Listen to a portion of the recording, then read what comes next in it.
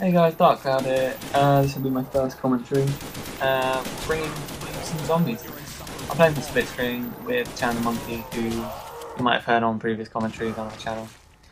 We're playing on the map 5, which you can unlock at the main menu if you get out of the chair, if you guys have seen that.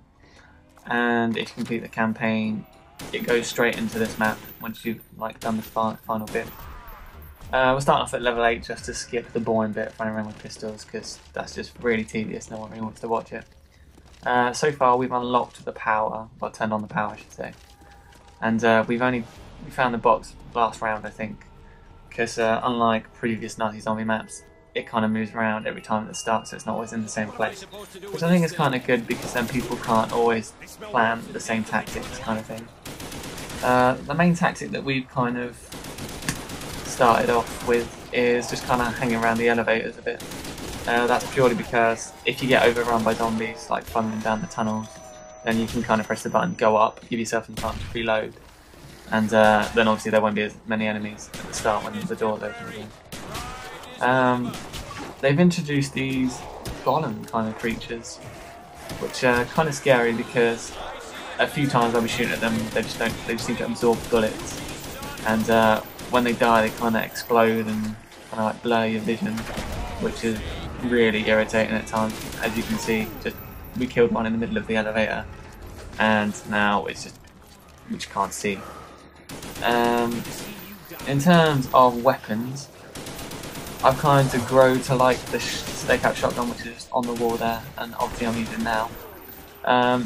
6 bullets in the mag, which is kind of good for a shotgun, because on the original map that you get with Black Ops, there's a shotgun on the wall that only has 2, and that's just not helpful in any way.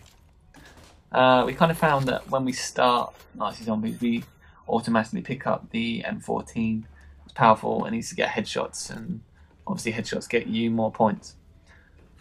Obviously I know people are going to think you're wasting your money at the start, but it's really helpful and it saves wasting a lot of ammo with a pistol in case you really need it in the beginning round.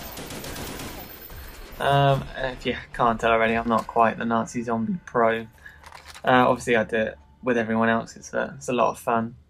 We only just discovered how to get to the Pack-a-Punch thing in the last round. If you press all the DEFCON buttons in that room that we're looking at at the moment, then you unlocked the secret area room, which you kind of teleport in there. You've got a good 30 seconds to a minute to do your guns and whatnot.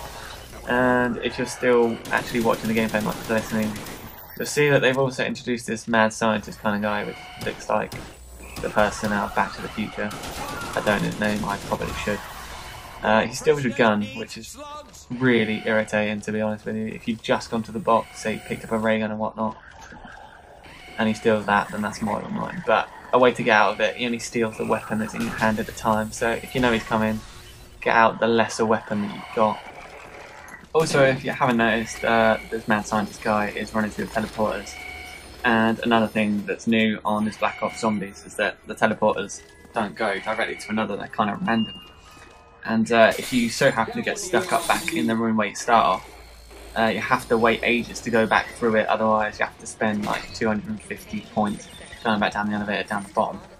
And in a minute you'll see that John's got stuck up the top and I'm down the bottom, and I can't call the elevator, so you kind of have to do some teamwork to kind of get back to each other, otherwise if you try and survive on your own, then you're pretty much fucked. I like how the 2 maps that they've brought out so far for zombies kind of have 2 different themes, like in terms of characters, because obviously the first one, it hasn't moved much from World at War, so they've used the same characters, whereas in this one you can be JFK and etc. And obviously they've, instead of the dogs on this map, we've got the mad scientist kind of guy, so I'm kind of interested to see that. Obviously they probably will bring out DLC and a new zombie map if they will keep continuing different themes kind of thing, or they'll just stick to this kind of formula with the presidents and the old characters from World at War. This content is coming to a close, so let us guys know what you think. Found my content boring, just say I'm not going to lose a night's sleep over it, and I'll let you watch out the rest of the gameplay. I'm Dark Cloud, thanks for listening.